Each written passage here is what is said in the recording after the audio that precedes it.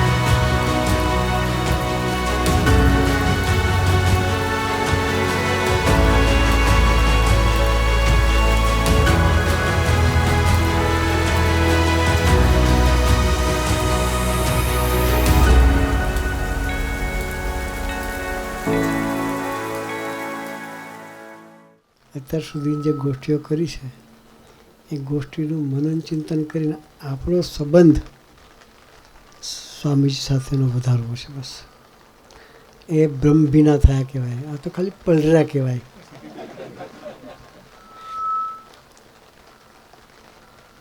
પલર્યા છતાં કોઈ ઊભા થવાનું નથી થતું, પણ આપણે નિરંતર પલળેલા રહેવું છે. કોરા નથી થઈ જવું, અખંડ ભીના રહેવું છે.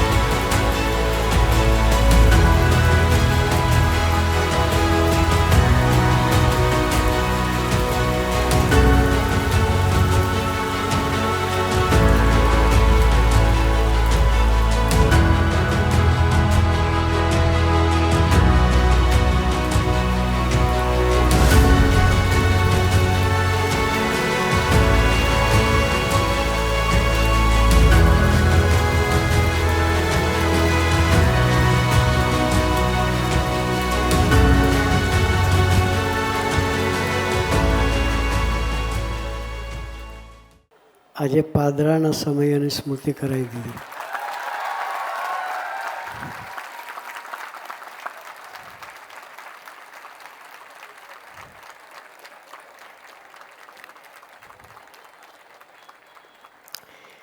આ તો ગરમી ના લાગે એટલે થોડી ઠંડક કરાય.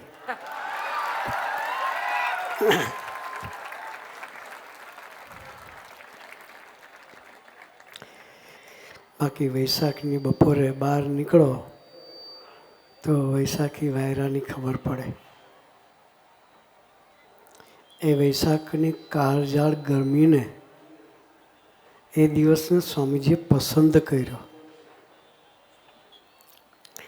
પોતે ગરમી સહન કરીને ધરતી પર આવ્યા આપણને ઠંડક પ્રવર થવા માટે.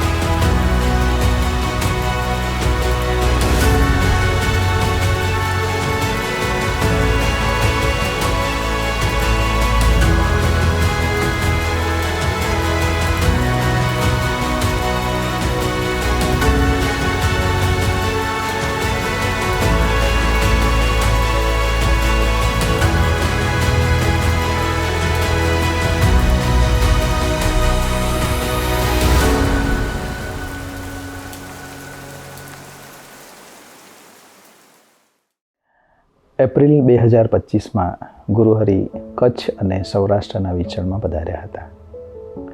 કચ્છમાં 5 દિવસનું વિચરણ હતું અને એ દિવસોમાં કચ્છમાં ગરમી પરાકાષ્ઠાએ હતી. 3 એપ્રિલના રોજ ગુરુહરિ અમદાવાદથી ભુજ પધાર્યા ત્યારે બપોરે 1 વાગે ભુજનું તાપમાન 42 ડિગ્રી હતું. જોવા જઈએ તો ગુરુહરિ જ્યારે ગાડીમાં બેસે ત્યારે ગાડીની અંદરનું તાપમાન 20 થી 22 ડિગ્રી જેટલું હોય અને ગાડીની બહાર 40 ડિગ્રી જેટલું તાપમાન હોય. તાપમાનનો આ તફાવત આટલી ઉંમરે શરીર પર અસર કરે છે, પરંતુ આવી પરિસ્થિતિમાં પણ ગુરુહરિ અવિરત વિચરણ કરતા રહ્યા. એમને ભક્તોને મળવામાં કે ભક્તોની સેવા કરવામાં દેહ કે ગરમી ઠંડી આડે આવતા જ નથી.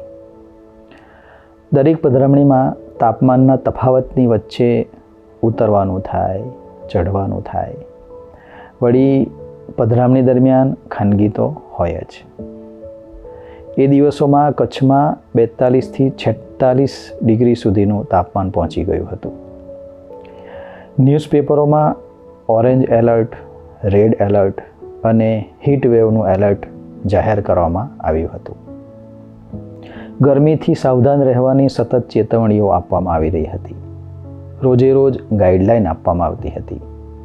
બીપીની સમસ્યાથી સાવધાન રહેવાની જાહેરાત કરવામાં આવતી હતી. શાળાઓનો સમય ફેરફાર કરવાની સૂચનાઓ આપવામાં આવતી હતી. અનેક સ્થળોએ પીવાના પાણીના કેન્દ્રો, છાશના કેન્દ્રો ખોલવામાં આવ્યા હતા. આવી પરિસ્થિતિમાં પણ ગુરુહરિની પધરામણીનો દોર સતત ચાલુ જ હતો. પધરામણી દરમિયાન સંતો અને ભક્તો શ્રી ઠાકોરજી અને ગુરુહરિને છત્રી ધરતા, પરંતુ ગુરુહરિનું ધ્યાન શ્રી ઠાકોરજી તરફ સતત હતું કે ઠાકોરજીને ગરમી ન લાગવી જોઈએ અને એ માટે ગુરુહરિ સંતો સેવકોને ટકોર કરતા હતા. કચ્છનું વિચરણ પૂરું કરીને તારીખ 8 એપ્રિલના રોજ ગુરુહરિ ભુજથી જ્યારે મોરબી જવા નીકળ્યા ત્યારે તાપમાન હતું 46 ડિગ્રી. ગુરુહરિ મોરબીથી રાજકોટ થઈ અને 4 દિવસ જૂનાગઢના વિચરણમાં પધાર્યા. ત્યારબાદ રાજકોટ 4 દિવસનું વિચરણ કર્યું અને એમાં જસદણ અને જામનગર પધરામણીઓ અને સભાઓ કરી ભક્તોને લાભ આપ્યો. આમ ગુરુહરિએ કચ્છ અને સૌરાષ્ટ્રનું 14 દિવસનું વિચરણ લગભગ 40થી 44 ડિગ્રી તાપમાનમાં એટલે કે ધૂમધકતા તાપમાં કર્યું અને અનુપમ ભક્ત વત્સલતાનું દર્શન કરાવ્યું. 72 વર્ષની ઉંમર અને આવી કાળઝાળ ગરમીમાં વિચરણ જોતા લૌકિક રીતે શરીર પર એની અસર થાય જ, પરંતુ ગુરુહરિની ભક્તોને સુખી કરવાની ભાવના એવી હતી કે ગરમી કે વિપરીત પરિસ્થિતિ એમણે ધ્યાનમાં લીધી ન હતી.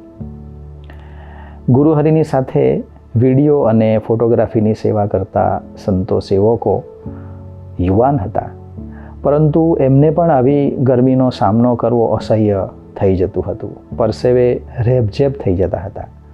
પાણી કે શરબતનો સતત સહારો લેવો પડતો હતો. પરંતુ ગુરુહરિનું દર્શન કરીએ તો 71 વર્ષની ઉંમરે ગુરુહરિનો ઉમંગ અને દેહનો અનાદર એવો હતો કે એના દર્શન કરીને સંતો અને સેવકોમાં પણ ઉમંગ પ્રગટી જતો હતો. વળી ગુરુહરિ સ્વયં સંતો સેવકોનું આવી ગરમીમાં ધ્યાન રાખતા હતા. એમને માટે પાણી કે શરબત કે ફ્રૂટની વ્યવસ્થા કરાવતા હતા. આમ ગુરુહરિનું આવું જે વિચરણ છે એ દર વર્ષે હોય છે. આ તો માત્ર એક પ્રદેશનું અને એક જ સિઝનની ગરમીનું હતું, પરંતુ ગુરુહરિ તો વર્ષો વર્ષ અનેક પ્રદેશોમાં ગરમીની સિઝનમાં કે ઠંડીની સિઝનમાં પણ દેહને અવગણીને ભક્તો કાજે સતત વિચરણ કરી રહ્યા છે અને ચંદનની જેમ દેહને ઘસી રહ્યા છે.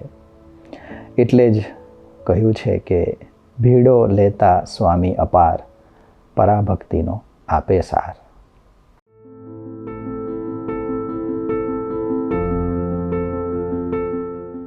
તારીખ 3 ફેબ્રુઆરીથી 12 ફેબ્રુઆરી 2023 આ 10 દિવસ ગુરુહરિનું સર્વપ્રથમ વિચરણ હરિહૃદય પ્રદેશમાં ગોઠવવામાં આવ્યું.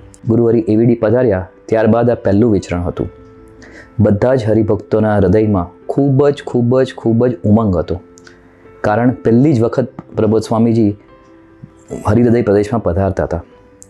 બધાએ ખૂબ સરસ સભાનું આયોજન કર્યું હતું. આયોજન એવું હતું કે હરેક મંડળની અંદર એક મોટી સભાનું આયોજન કરવામાં આવેલું, વિરારથી લઈને ભાંડુપ સુધી.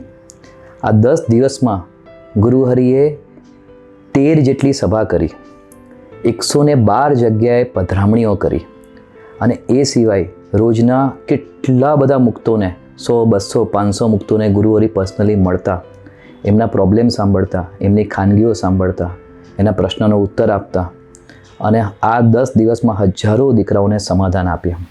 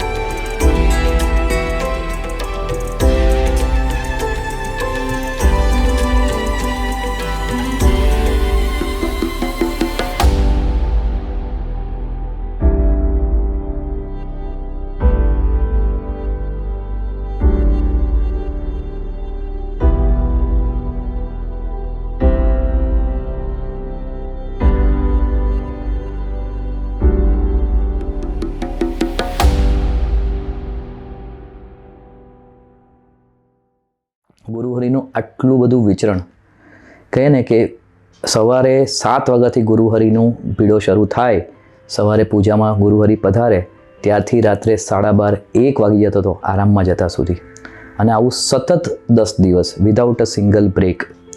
પણ એક દર્શન થયું એમ કે ગુરુહરિની જે દિવ્યતાનું દર્શન થયું એમ કે સવારે 7 વાગે પણ જ્યારે એમના દર્શન કરીએ તો જે ફ્રેશનેસ હોય, કે જે દિવ્યતા હોય, અને રાત્રે 1 વાગે આટલું બધું વિચરણ કરી, બોમ્બેનું તો આપણને ખબર છે ટ્રાવેલિંગ કેટલું બધું હેક્ટિક હોય છે, ઘણીવાર તો 1.5-2 કલાક કારમાં થઈ જાય, પણ આટલું હેક્ટિક ટ્રાવેલિંગ કરીને જ્યારે રાત્રે પાછા ઉતારે પધારે 12:30 વાગી ગયા હોય, 1 વાગી ગયો હોય, પણ ત્યારે પણ એમની જે દિવ્યતા, એમની જે સહજતા, એમની જે ફ્રેશનેસ ખૂબ અનેરી હતી એમ. અને બીજું એક દર્શન થયું એમ કે આખા વિચરણમાં જ્યારે છેલ્લે ગુરુહરિ હરિહૃદય પ્રદેશમાંથી વિદાય લેતા હતા અને સવારે શતાબ્દીની એમની ટ્રેન હતી, ત્યારે એક વ્યક્તિ આખા હરિહૃદય પ્રદેશમાં એવી નથી કે જેને ગુરુહરિને કદાચ પગે લાગવાનું રહી ગયું હોય, કદાચ દર્શન કરવાના રહી ગયા હોય, કે કોઈને ખાનગી કરવી હોય ને ખાનગી ન કરવા મળી હોય, કંઈ પૂછવું હોય ને ન પૂછવા મળ્યું હોય, એવી એક વ્યક્તિ બાકી નથી. બધા જ હરિભક્તોના હૃદયમાં ખૂબ સંતોષ આપ્યો ગુરુજીએ, બધા એટલા રાજી થઈને ગયા. એ બધી સભામાં લગભગ 19,500 હરિભક્તોએ ગુરુહરિનો લાભ લીધો. એ સ્મૃતિ, એ દિવ્ય સ્મૃતિ આજે બી 2023ને વિચારીએ તો એક બાજુ હૃદયમાં આનંદ થાય છે કે ગુરુહરિએ પહેલાં જ વિચરણમાં બધાના સાક્ષી ભેદી નાખ્યા, બધાને ખૂબ આનંદ કરાવ્યો, બધાને પોતાના નિર્ગુણ સ્વરૂપમાં જોડી દીધા. અને બીજી બાજુ કોઈક વાર આંખમાંથી આંસુ પણ નીકળે છે કે ગુરુએ આ કરવા માટે પોતાના દેહ સામે નથી જોયું.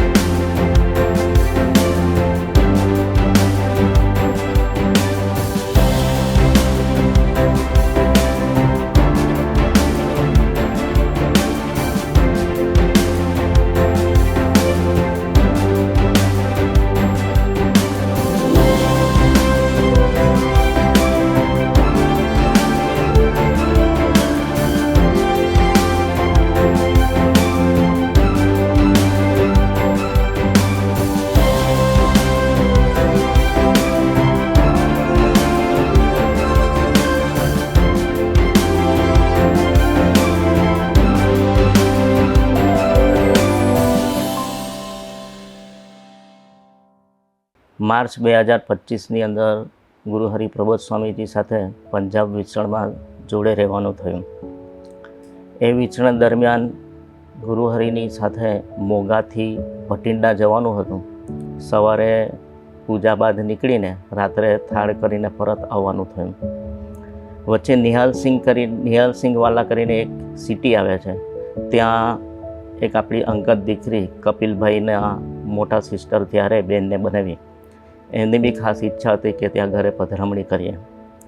પહેલાં એવું વિચાર્યું હતું કે મોગાથી બપોરે થાળ કરીને નીકળીએ ત્યારે ત્યાં એમના ઘરે પધરામણી કરીએ અને પછી આગળ ભટિંડા જઈએ. માર્કેટ એરિયા છે, એવો માર્કેટ એરિયા માંડવીનો ને કેવો હોય એવો એરિયામાં એમનું ઘર હતું. એટલે બપોરે ખૂબ ગળદી હોય, અંદર જવાનું શક્ય ના બને. એટલે એવું વિચાર્યું કે રાત્રે જ્યારે ભટિંડાથી રિટર્ન થઈએ ત્યારે એમના ઘરે પધરામણી કરીશું. યોગાનુનો યોગ એવો પ્રસંગ બન્યો કે તે દિવસે જ ભટિંડામાં આપણા રાષ્ટ્રપતિ શ્રીનું આગમન હતું.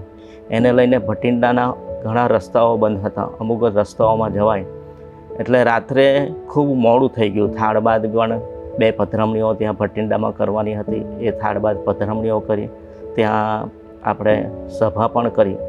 તો રસ્તે જતાં જતાં ખૂબ મોડું થઈ ગયું. અને એ પણ કેવું કે જ્યારે એના ઘરે આપણે રાત્રે પધરામણી જઈએ તો હાઈવે પરથી અંદર સિટીનો રસ્તો બનતો હતો. એટલે એ પણ સિંગલ પટ્ટીનો એકદમ ખાડા ખોબડાવાળો તોડેલો હતો આખો. એવો એ રસ્તો ખૂબ ખરાબ હતો. ચોમાસાનો રસ્તો ખરાબ થઈ જાય એવો રસ્તો હતો. છતાં પણ ગુરુહરિએ કહ્યું કે આપણે ગમે તેટલા વાગે રાત્રે તો પણ ત્યાં પધરામણી કરીશું. સાંજે જ્યારે ભટિંડા થાળ કર્યો ત્યારે એક વિચાર એવો આવ્યો કે ખૂબ મોડું થઈ ગયું છે, કદાચ ત્યાં ન જઈએ તો આમ. એટલે એમને ખાલી કપિલભાઈએ ફોન કર્યો કે ખૂબ સ્વામીજીને મોડું થઈ ગયું છે તો આપણે ન આવીએ તો ચાલે. તો દીકરી ખૂબ ધ્રુસકે ને ધ્રુસકે રડવા લાગી કે મારી એવી રીતે કઈ ભક્તિની કચાશ રહી ગઈ હશે કે ગુરુહરિને અહીંયા આવવાનું કેન્સલ થઈ ગયું છે.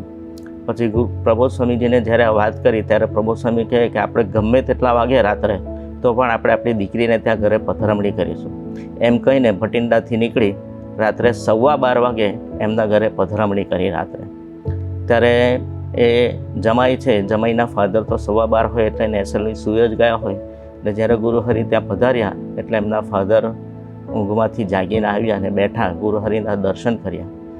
તો એમના દર્શન કરીને ગુરુહરિના મુખમાંથી પહેલું જ વાક્ય નીકળ્યું કે અમે તમારી ઊંઘ બગાડી, અમને માફ કરજો. હવે જો આ ખાલી વાક્યનો વિચાર કરીએ કે રાત્રે 12:15 વાગે તો ગુરુહરિએ તત્પરતા દેખાડી હતી. અને આવા જ્યારે સંત હોય એના દર્શન કરવા માટે તો ઊંઘ બગડે અને પહેલી જ વખત આવતા હોય તેમાં ક્યાં કંઈ હતું.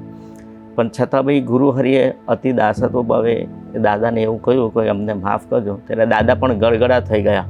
ત્યારે દાદાએ કહ્યું કે તમારા જેવા સંતના દર્શન ક્યાંથી અડધી રાત્રે? આજે અડધી રાત્રે કયા સંત દર્શન આપવા માટે આવે છે? કે તમારા દર્શનથી અમને પણ ખૂબ આનંદ થયો છે.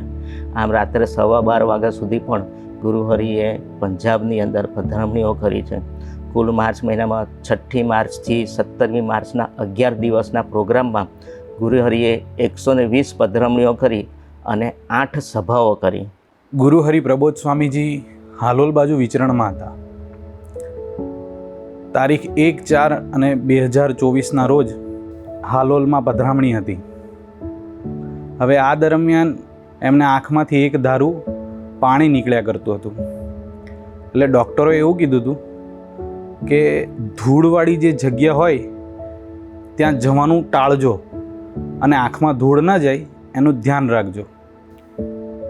એટલે હવે હાલોલમાં પધરામણી હતી અને એક ઘરેથી બીજા ઘરે જવાનું હોય એટલે આંખમાં ધૂળ જવાની જ.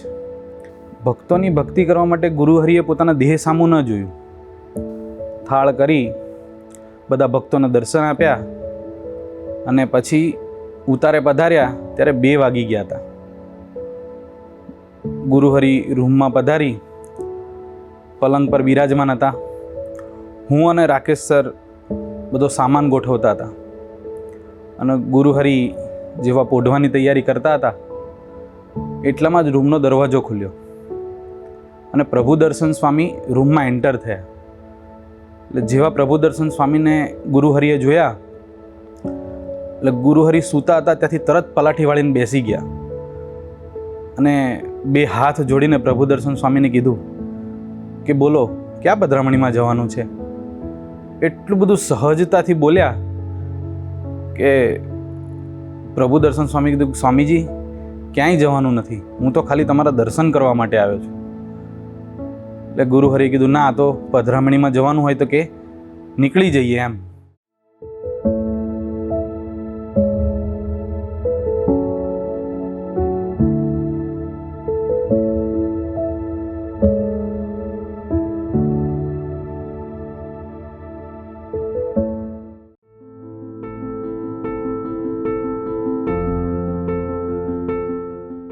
ગણદેવીમાં મોટી સભા રાખી હતી.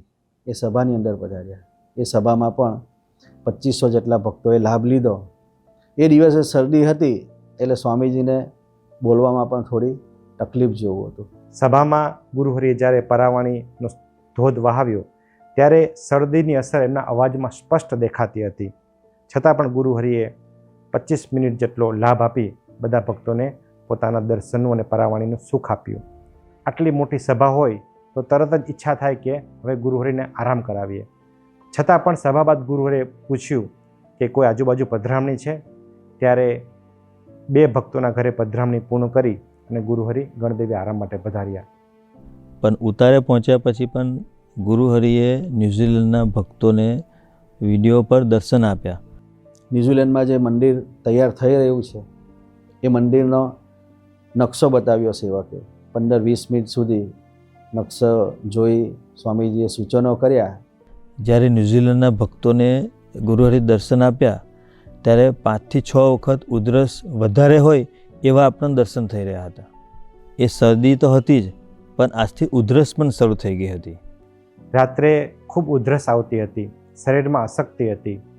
એટલે સેવકોએ પ્રાર્થના કરી, સંતોએ પ્રાર્થના કરી કે આપણે આવતીકાલની પધરામણી કેન્સલ કરવી છે. ત્યારે ગુરુહરિએ કહ્યું કે ના, આપણે પધરામણી ચાલુ જ રાખવી છે. બધા ભક્તોને સરસ દર્શન થઈ જાય ને, અને કદાચ પધરામણી કેન્સલ થાય તો ભક્તો દુઃખી થઈ જાય. ગુરુહરિના 3 થી 4 દિવસના વિચરણ દરમિયાન એક દર્શન થતું હતું કે ભક્તો, કાર્યકર્તા કે સાથેના પ્રાદેશિક સંતોને સ્વામીશ્રીની તબિયત બગડી રહી છે એનો અણસાણ પણ આવતો નહોતો.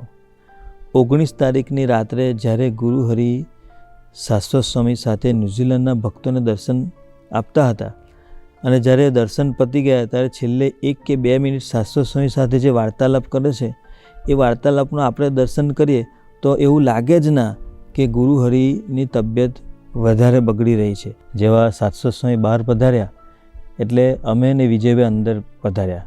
એટલે ગુરુહરિ પલંગ પર બિરાજમાન હતા.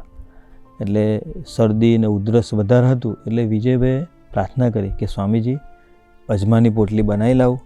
તે કે હા. કે તો અમે બંને જણા અજમાની પોટલી માટે બહાર ગયા. તો અમે જ્યારે બહાર પધાર્યા પછી અજમાની પોટલી લઈને આવ્યા તે અંદરનું જે દ્રશ્ય હતું ગુરુહરિનું એ અવર્ણનીય હતું. અમે જ્યારે અંદર પધાર્યા ત્યાં ગુરુહરિ એક ખૂણાના પલંગના એક ખૂણાની અંદર કોકડું વળીને સૂઈ ગયા હતા. સોફાનું જે નાનું ઉસેકું આવે એના પર માથું મૂકીને નાનું છોકરાને જેમ ઠંડી લાગે ને કેવું એવી રીતને. એટલે વિજયભાઈએ પ્રાર્થના કરી કે સ્વામીજી ઠંડી લાગે છે? તે કે હા. કે મને ઠંડી બહુ લાગે છે. કે એટલે કે વિક્સ લગાડી દેવું? કે તે કે હા સ્વામી. એટલે ગુરુહરિને બધે વિક્સને એવું લગાડી. એટલે પછી વિજયભાઈ, આપણને ખબર છે કે સ્વામીશ્રી હોય કે પ્રગટ ગુરુ હોય, જ્યારે ભક્તોની એમને ભક્તિ કરવાની આવે છે ત્યારે પોતાની દેહની પણ કોઈ વિચારતા નથી કે સાથેના સ્ટાફની પણ કોઈ મોહબ્બત સારપ રાખતા નથી. એટલે વિજયભાઈએ ધીમે રહીને પ્રાર્થના કરી કે સ્વામીજી એ હોય તો કાલે આપણે એક દિવસ આરામ કરીએ. તો ગુરુહરિ કે ના, કે આપણે કાલે પધરામણી કરવી છે, કે વિચરણ કરવું છે. એટલે પછી વિજયભાઈએ પ્રાર્થના કરી કે સ્વામીજી એ હોય તો પેરાસિટામોલ આપું? તો કે હાલ મને આપો. કે એટલે વિજયભાઈ પેરાસિટામોલ આપી. એટલે તરત સેવકને કહ્યું કે મને કોઈ પેરાસિટામોલને આપવાની હિંમત ના કરે, પણ કાલે વિચરણ કરવું છે ને એટલે કે ગોળી લઉં છું. કે એ રાત્રે જે દર્શન હતું, આખી રાત ગુરુહરિ થથરતા, ઠંડી હતી, રજે ઉડાડતી હતી, એસી બંધ કરી દીધું અને પોઢી ગયા. સવારે જ્યારે ઉઠ્યા તો આટલો બધો ભીડો તો હતો જ, પણ સવારે 6:40 ગુરુહરિ જાગ્યા. ત્યારે ગરમ પાણી ગ્રહણ કર્યું અને વિજયભાઈએ પ્રાર્થના કરી કે સ્વામી થોડા આરામ કરો. પણ ગુરુહરિ આગલા દિવસે બહાર સ્પેશિયલ દીકરાઓએ, ત્યાંના ભક્તોએ ગુરુહરિ સ્ટેજ પર પૂજામાં દર્શન આપે એટલે એ લોકોએ સ્ટેજમાં ડેકોરેશન કરેલું, પૂજાનું ડેકોરેશન. એ ગુરુહરિ દર્શન કર્યું તો બેમાં આટલી બધી વિકવર પરિસ્થિતિ હતી, આટલી બધી શરદી હતી, કફ હતો, તાવ હતો, છતાં એનો અણસાર બી આવવા ના દીધો અને ગુરુહરિ પૂજામાં પધાર્યા. પૂજા પૂરી થઈ એટલે ગુરુહરિ રૂમમાં પધાર્યા અને તરત પ્રભુ દર્શન સ્વામી પધાર્યા અને આખા દિવસનો રિપોર્ટ આપી, પધરામણીને એનું વર્ણન કરી અને પછી રૂમની બહાર પધારી ગયા. ત્યારે ગુરુહરિ યોગાની શરૂઆત કરતા હતા, પણ જેવો આ પ્રભુ દર્શન સ્વામીને આખા દિવસનો શિડ્યુલ સાંભળ્યો એટલે ગુરુહરિ યોગા કેન્સલ કરી નાખ્યા. હવે આપણે વિચાર કરીએ કે આટલા બધા ગુરુહરિ દેહની પરિસ્થિતિ, તાવ છે, શરદી છે, આગલા દિવસે આટલી બધી પધરામણી કરી છે અને આજના દિવસની પધરામણીની લમસમ સંખ્યા તો પ્રભુ દર્શન સ્વામી જણાવી જ ગયા હતા કે સ્વામી આટલી પધરામણી છે. પણ ગુરુહરિએ પ્રાદિક સંત પ્રભુદર્શન સ્વામી કે સાસુ સ્વામીની બી અણસર આવવા નહીં દીધો કે નહીં ભક્તોને, ખાલી રૂમ સ્ટાફની અંદર વિજયભાઈ અને સેવકને જ ખબર હતી કે રાત્રે આવી પરિસ્થિતિ સર્જાય છે. બાકી જો ખબર હોત તો સહજ છે કે પ્રાદિક સંતો કે અંગત કાર્યકર્તાઓ ગુરુહરિનો ભીડો પડે એવું દર્શન કે એવું વિચરણ ગોઠવે જ ના.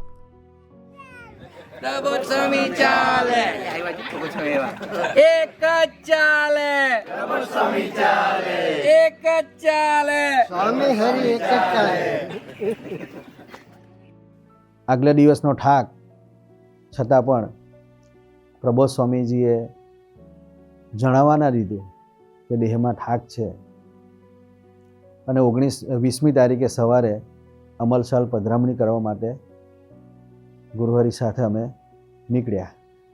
બધા ગરીબ ભક્તો છે પણ દિલવાળા ભક્તો છે.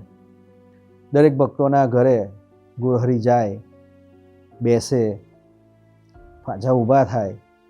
એમ કરતાં કરતાં આપણે વિચારીએ કે આપણને બી સહેજે ફિઝિકલી થાક લાગે, પણ એ થાકમાં પણ ગુરુહરિએ ફેસ પર દર્શન ના થવા દીધું.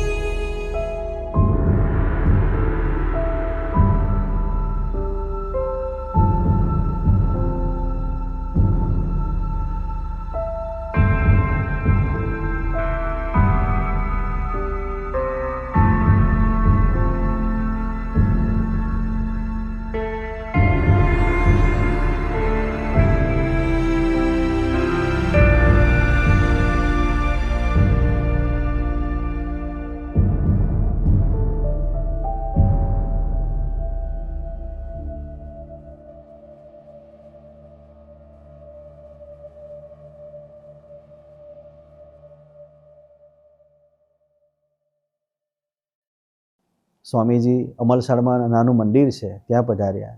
ત્યાં ઠાકોરજીના દર્શન કર્યા, દંડવત કરી, અને બાજુમાં નાનકડું ગ્રાઉન્ડની અંદર સ્ટેજ બનાવ્યું હતું, અને સ્ટેજ પર બિરાજમાન થઈ બધા ભક્તોને દર્શન આપ્યા અને બધા ભક્તોની હારરૂપી ભક્તિને ગ્રહણ કરી. ત્યારબાદ થાળમાં જ પધારવાનું હતું, પણ એક કાર્યકર્તાએ કહ્યું, સ્વામી 2 પધરામણી બાકી રહી ગઈ છે, અને સ્વામીજી ફરી 2 પધરામણી માટે પધાર્યા. રમેશભાઈ કરીને આપણે અમરીશ ભગત છે, એમના ઘરે થાળ હતો, પણ બાજુમાં જ એમના ભાઈઓ રહે છે, બંને ભાઈઓને ત્યાં પધરામણી કરી સ્વામીજી થાળમાં પધાર્યા. થાળ બાદ આવી વિપરીત પરિસ્થિતિમાં સહજ આરામની ઈચ્છા થાય, પણ છતાં પણ ગુરુહરિએ થાળ બાદ પણ 4 પધરામણી કરી. રમેશભાઈના જે ભાઈ છે એમણે નવું ઘર બનાવવું હતું, તો સ્વામીજીને પ્રાર્થના કરી કે નવું ઘર બનાવીએ છીએ તો ત્યાં સ્વામી આ પુષ્પો પધરાવવાના છે. તો સ્વામીજી એ જગ્યા પર પધાર્યા ને ત્યાં પુષ્પો દરેક જગ્યાએ છાંટી, અને સ્વામીજી ગાડીમાં બેસવા જતા હતા ત્યાં બાજુમાંથી એક ભગત આવ્યા કે સ્વામીજી મારા ઘરે ના પધારો, એક બાજુ સવારે જ પધરામણી થઈ ગઈ આટલી બધી, છતાં પણ સ્વામીજીએ ના પાડી અને એ ભગતના ઘરે પધાર્યા. તો બાજુમાં એક ભગત હતા, એમણે પ્રાર્થના કરી કે સ્વામી મારા ઘરે પણ પધારો. એમ કરીને બપોર સુધીની એ દિવસની 41 પધરામણી થઈ ગઈ હતી અને ગુરુહરિ બપોરે પાછા ગણદેવી પધાર્યા. આરામમાંથી પધારી અને બપોર પછી કેસલી જ પધારવાનું હતું પધરામણી માટે. કેસલી ગામમાં 23 જેટલી પધરામણી હતી, પણ કેસલી જતા વચ્ચે ઢકવાડા કરીને ગામ આવે છે. તો ત્યાંના કાર્યકર્તાનો ફોન આવ્યો કે સ્વામીજી કેસલી જાય છે, તો 2 ભગતના ઘરે પધરામણી બાકી રહી ગઈ છે, તો એ 2 પધરામણી જો થઈ જાય તો સારું. ભક્તોનું ડીલ રાખવા માટે અમે પછી 2 પધરામણી ગોઠવી.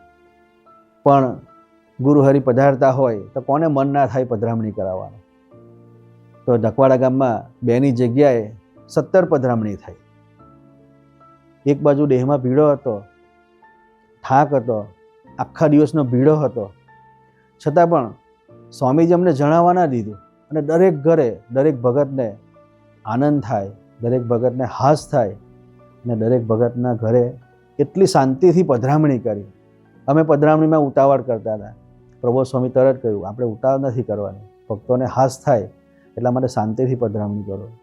એ પધરામણી વહેલી પૂરી થાય એટલે સેવક થોડું ઉતાવળ કરે, પણ ગુરુહરિએ કહે કે આપણે ઠાકોરજીની મર્યાદા ચૂકવાની નહીં. બધા ભક્તોને ઘરે બેસવાનું, એમનો ઠાકોરજીને હાર અર્પણ કરવાનો, બધા ભક્તોની ભક્તિને સ્વીકારી ત્યારબાદ જ આપણે આગળ વધવાનું. દરેક ભક્તોના ઘરે હાર લાવ્યા હોય તો અમે પ્રાર્થના કરીએ કે ખાલી પ્રબોધ સ્વામીને હાર પહેરાવો. તો સ્વામીજી અમને કહે કે આટલા બધા હાર લાવ્યા છે તો બધા સંતોને પણ પહેરાવો. તો સ્વામીજીને હાર પહેરાવે, બધા સંતોને હાર પહેરાવે.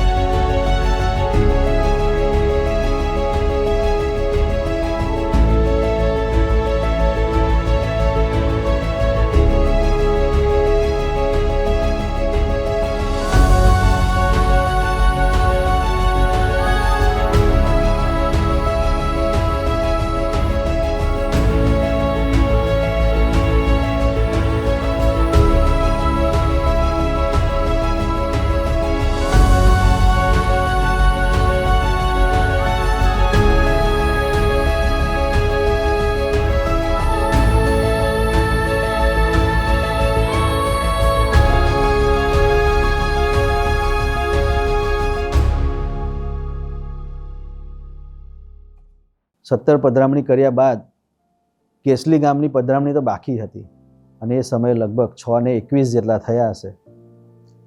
ત્યારે ગુરુહરિ ગાડીમાં બોલ્યા કે આપણે ભક્તોના ઘરે પણ એક મિનિટ બી જઈએ ને તો ભક્તો રાજી થઈ જાય, જો ના જઈએ તો ભક્તોને મન દુઃખ થાય અને આપણાથી દૂર જાય, માટે આપણે પધરામણી કરી લેવી છે.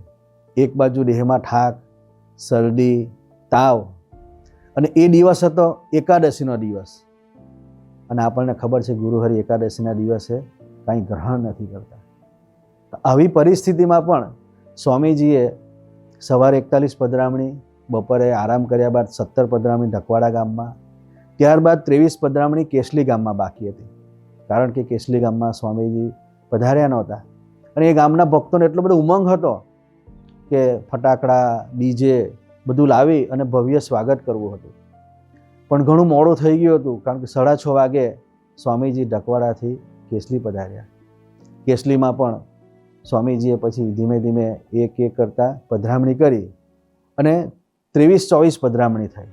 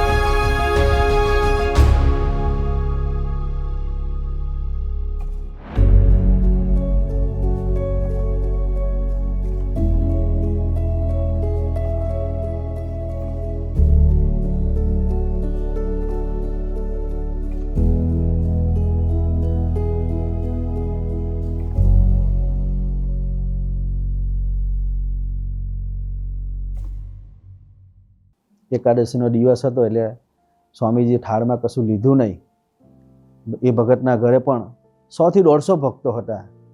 થાળ બાદ સ્વામીજી માટે સ્ટેજ બનાવ્યું હતું, સ્ટેજ પર પધાર્યા અને ત્યાર પછી બધા ભક્તોને દર્શન આપ્યા. દર્શન આપી અને સ્વામીજીને ગણદેવીથી વડોદરા તરફની યાત્રા કરવાની હતી. રાતનો સમય અને સ્વામીજી દર્શન આપી અને 9:15 જેવા થયા હશે અને કેસલીથી સ્વામીજી નીકળ્યા. તો ભગતે કહ્યું કે સ્વામી હજુ 2 પધરામણી બાકી રહી ગઈ છે. બધા ભક્તોને દર્શન આપ્યા પછી સ્વામીજી પાછી 2 પધરામણી કરી અને જે છેલ્લી પધરામણી હતી એ પધરામણીની અંદર ગાડીમાં સ્વામી બિરાજમાન થયા. સ્વામી પાસે પધાર્યો અને સ્વામીજીને વાત કરી કે સ્વામીજી આજે ભક્તોની ભક્તિ કરવામાં હું તમારી ભક્તિ ચૂકી ગયો. ને સ્વામીજી તરત જ બોલ્યા, સ્વામી કે ગાંડા રડીશ નહીં તું, મને કશું થયું નથી, હું જો ફ્રેશ જ છું ને, જો બેઠો છું ને ગાડીમાં. પછી મને એક આધ્યાત્મિક સૂઝ આપતા કહ્યું, પ્રભુ સ્વામી કે સ્વામીજીએ શું કર્યું છે? સ્વામીજી આખી જિંદગી ભક્તોની ભક્તિ કરી છે અને આપણે બે પર આ જ વસ્તુ યાદ રાખવાની કે આખી જિંદગી ભક્તોની ભક્તિ કરવી છે. એમ સ્વામીજીને ભક્તોની ભક્તિ કરવા માટે એ દિવસે દેહ તરફ જોયું જ નહીં.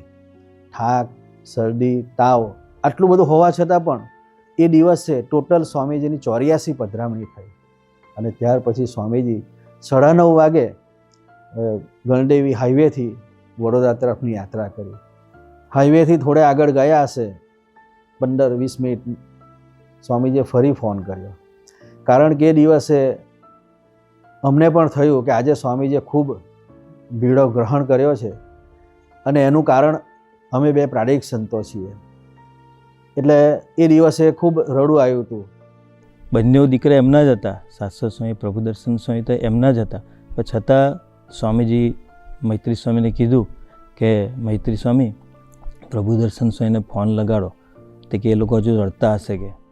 મૈત્રી સ્વામીએ ફોન કર્યો અને મૈત્રી સ્વામીએ વાત કરી કે સ્વામીજી દર્શન આપે છે. પણ જેવા સ્વામીજી દર્શન આપે એવી વાત કરી એટલે અમે બંને તો ખૂબ ગાડીમાં જ રડતા હતા, પણ સ્વામી સાથે અમારી વાત જ ના થઈ શકી. અમે ખૂબ રડતા હતા બંને જણા અને એક જ વાત કરતા કે સ્વામી આજે તમને અમે ખૂબ ભીડો આપ્યો. એનું દુઃખ ના રહે એના માટે સ્વામીજી અમને ફરી પાછા દર્શન આપ્યા અને દર્શન આપીને એક જ વાત કરી કે મને કશું જ થયું નથી, હું ખૂબ ફ્રેશ છું, મને જરાય થાક નથી લાગ્યો, એટલે તમે મારી જરાય ચિંતા ના કરો. પછી મૈત્રી સ્વામીએ ફોન લીધો અને મૈત્રી સ્વામી કહ્યું રડશો નહીં, સ્વામીજીને કશું જ થયું નથી, સ્વામીજી બી એકદમ ફ્રેશ છે, એટલે તમે ચિંતા ના કરો એમ કરી અને પછી અમને બંનેને શાંત પાડ્યા. એટલે ગુરુહરિએ સામેથી ખૂબ બળ આપી અને સૌને હસતા હસતા એ કરી અને ગુરુહરિ ત્યાંથી વડોદરા જવા પધાર્યા અને 1:30 વાગે ગુરુહરિ વડોદરા પધાર્યા. પણ હવે પછી ગુરુહરિ આટલે આખા દિવસની 84 પધરામણી આપણે ગણતરી માંડીએ તો 100 થી 150 બેઠક વખત બેસવાનું, ઊભા થવાનું આપણે પ્રેક્ટિકલી કરી જોઈએ. ઘરે બેઠા હોય તો ખાલી ખુરશી પર 100-150 વખત બેસજો ને ઊભા થાય તે કેવી પરિસ્થિતિ. જ્યારે ગુરુહરિની આ 150 વખત બેઠવા ઉઠવાની પરિસ્થિતિની અંદર ઉંમર કેટલી છે? 72 વર્ષની ઉંમર છે. ગુરુહરિ વડોદરા પધારી અને 3 જ દિવસ પછી 24 તારીખે ગુરુહરિ તો પાછા ભોપાલ નાગપુરના 10 દિવસના વિચરણમાં પધારે છે.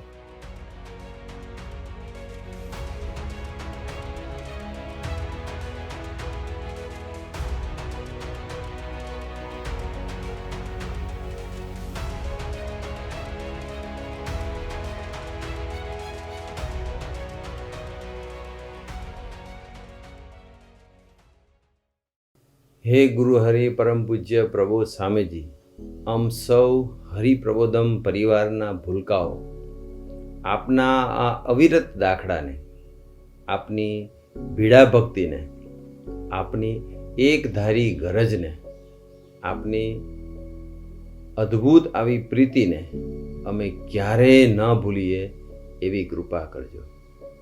આમ સૌ હરિપ્રબોધમ પરિવારના ભૂલકાઓની આપના ચરણે એટલી જ પ્રાર્થના છે કે આપે જે અમારા પર જે ઋણ ચડાવ્યું છે એ ઋણને યથકિંચિત અદા કરવા માટે અમને બળ આપશો જી.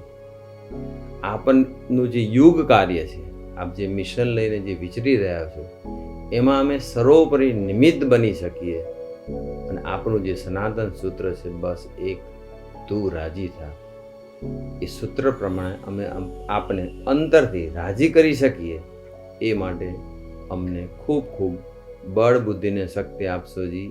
એ જ પ્રાર્થના. જય સ્વામિનારાયણ.